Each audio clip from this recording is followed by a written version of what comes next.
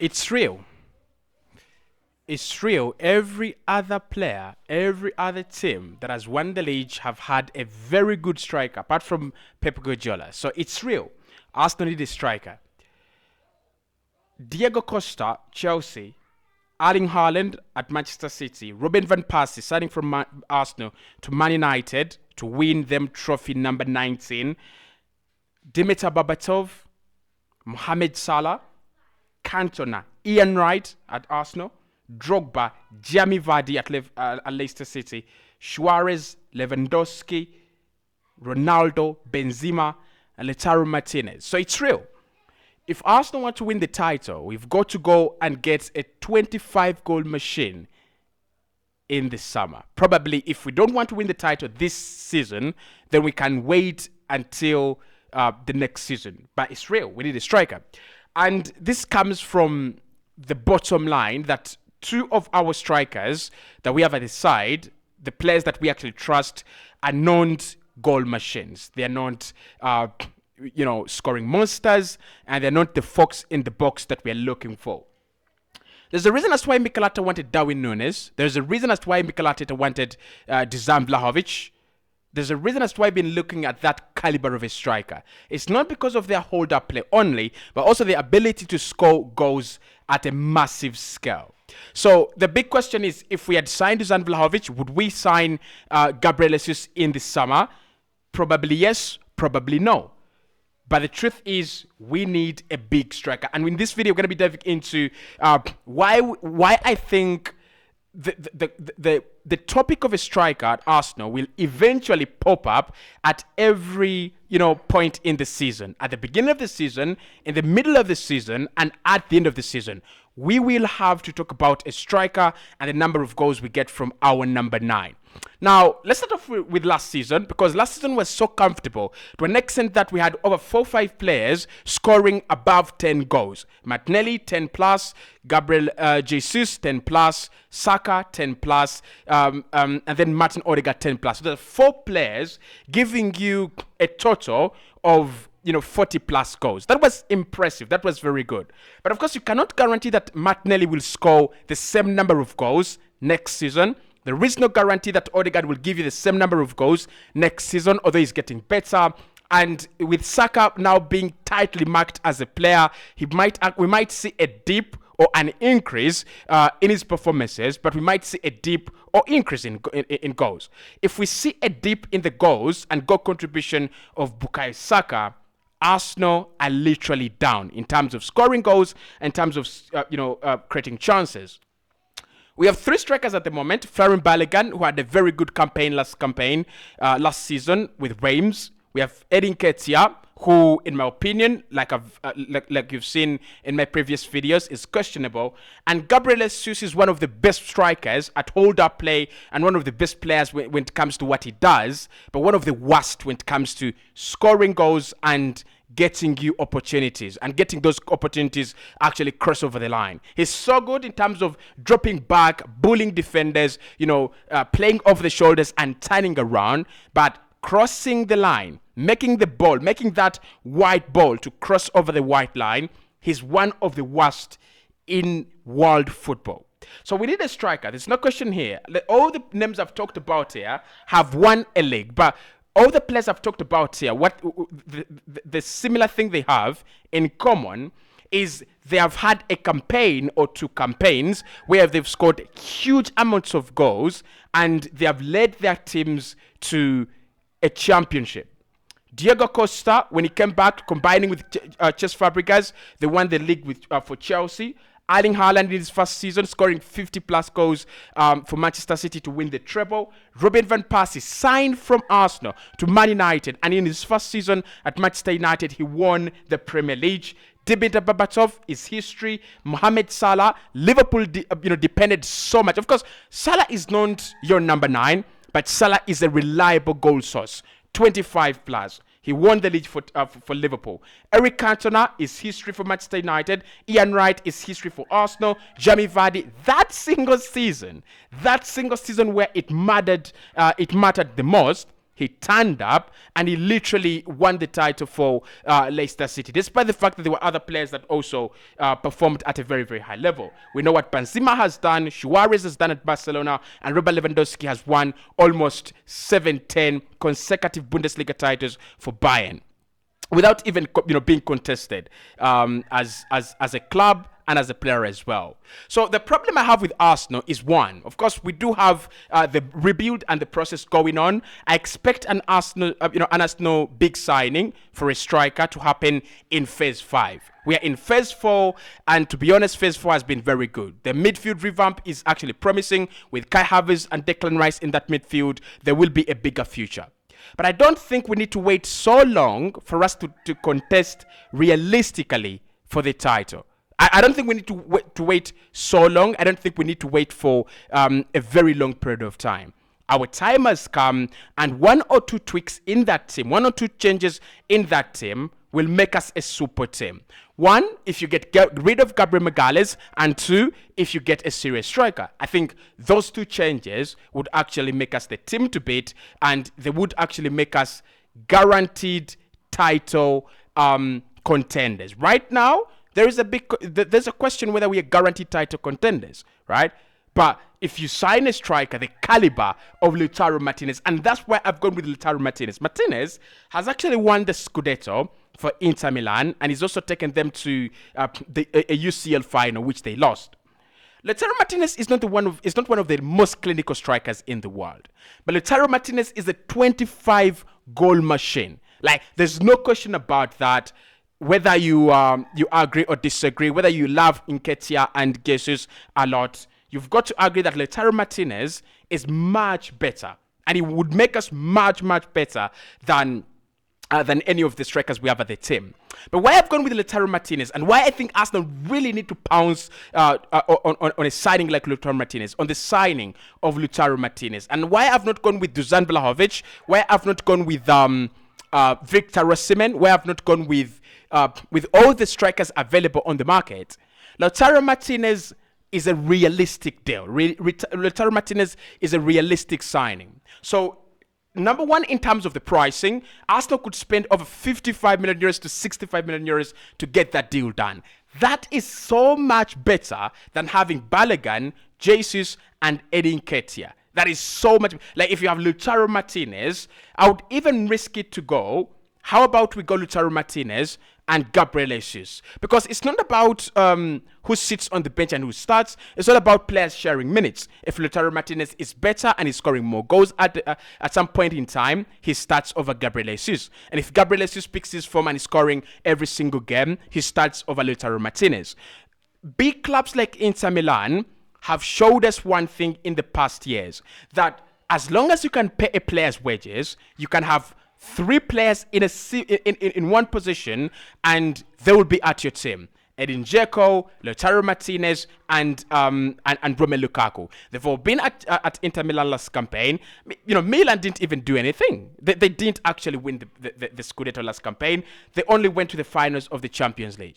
So I don't think we would actually struggle to convince him to join Arsenal, Lautaro. I don't think we would struggle.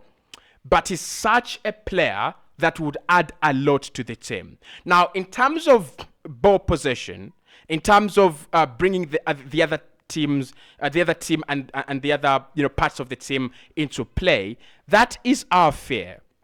And when you talk to Arsenal fans, they'll tell you Gabriel Jesus is not a goal machine, but he's got that ability to play well. The system suits him. Well, I tell you what, Lautaro Martinez is much, much like Gabriel Jesus. Drops into that midfield position, into those midfield positions, will drift out wide, will create spaces for other strike players to score goals, and he's so good with his back facing goal. He's one of the top strikers in Europe that you can trust when it comes to holding the ball, making sure that he draws fouls, and making sure that he crosses the ball over the line. He's been so decisive for Inter Milan. He scores that very, very fast goal every game, and that's one of the things I love about him. He really loves scoring that first goal. And for me, for a striker, for you to establish yourself as one of the best in the world, you need to get yourself on the score sheet a lot of the time. I'm talking about a striker who's been averaging 20 goals per campaign for the last 4 years in that Inter Milan side. And of course, Milan have been dominant. Of course, you've got to give them that. They've had the best squad in Italy. I think their midfield, Brozovic, Mkhitaryan,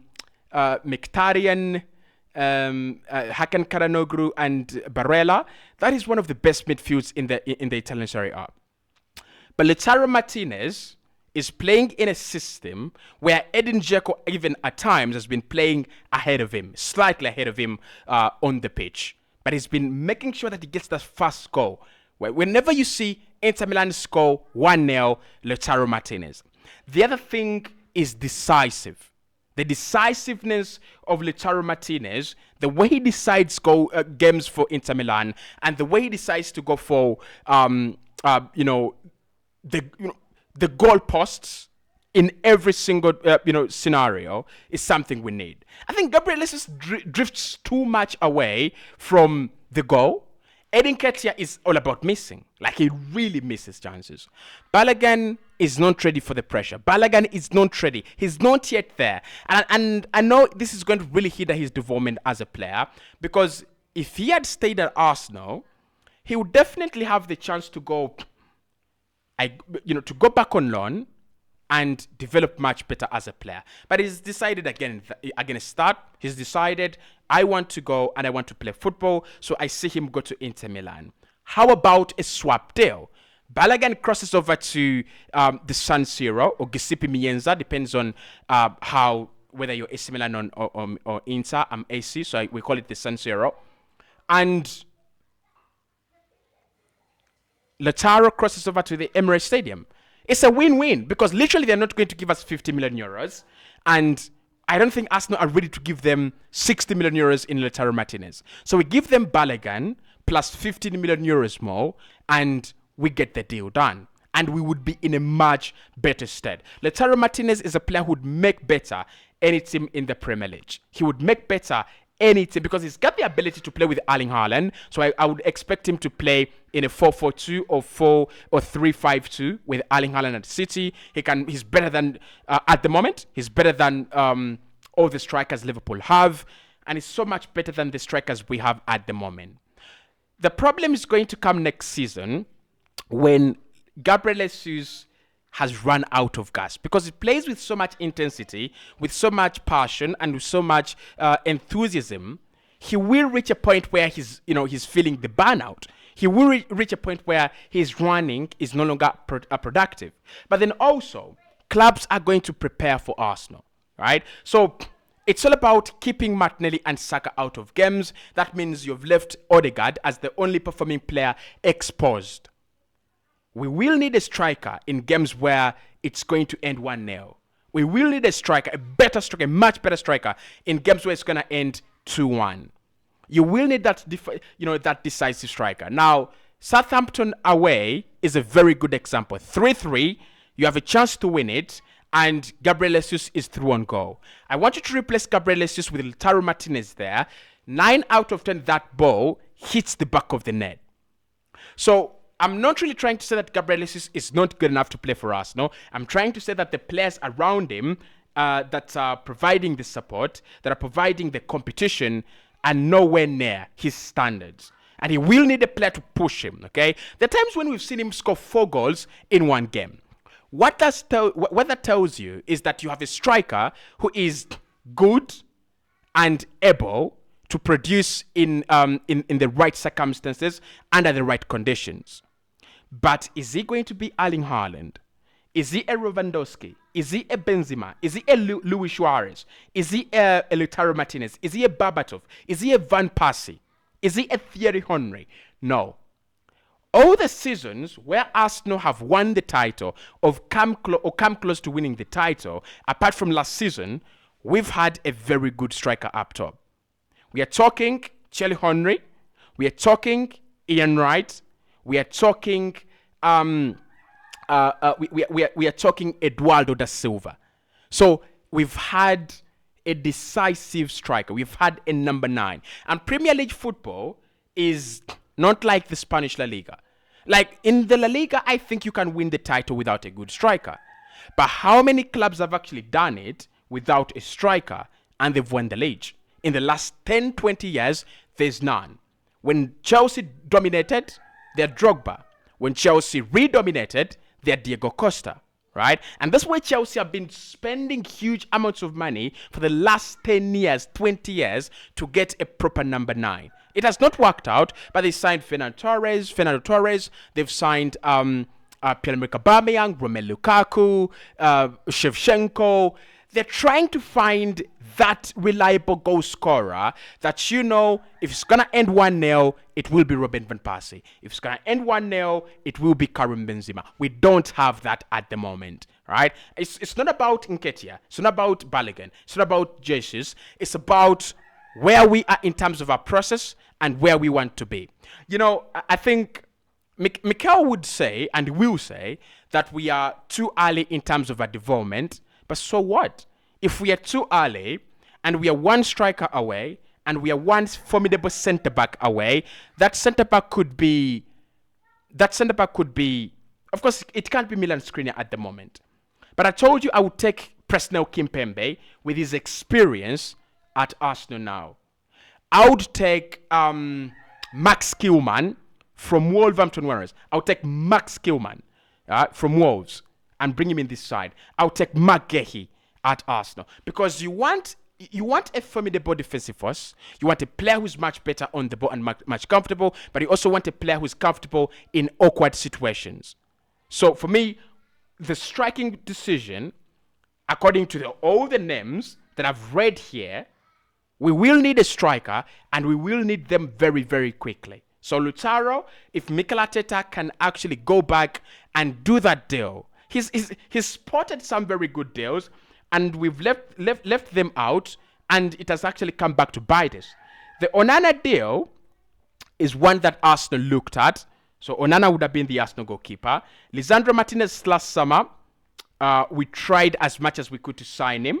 You see how good, and you see the kind of ruthlessness he adds to Arsenal. You see the kind of ruthlessness he adds to that Manchester United side. Okay, so imagine you have Saliba and you have Lisandro Martinez. That is an upgrade. That is straight away better. Rafinha is another player that we've talked about. But then you look at the strikers. He tried to sign Lautaro Martinez in the summer of 2021, and he tried to sign Dusan Vlahovic in January 2022. It shows you that him as a manager, he's highlighted and he has identified the need for a goal scorer. And we will need the goal scorer if we're gonna stand a chance against Manchester City, because they've literally done something we have not done. They've gone and signed Erling Haaland, and they've said, let the rest begin. And I tell you what, the rest is now in Manchester City's favor. But let me know in the comment box below, do you think we desperately need a striker? Like I said at the beginning of this video, it's real. It gets real. If you have, how many strikers are these? Costa, Haaland, Persie, Berbatov, Salah, Cantona, Wright, Jamie Vardy, Drogba, Lewandowski, Suarez, Ronaldo, Benzema, and Lautaro Martinez. If you have 14 strikers, and all of these strikers have not failed to deliver a title, a league title for their teams, we might be on the wrong road. I think we are on the right track, but we are now traveling the wrong road. We need a formidable striker. But let me know in the comment box below your thoughts there.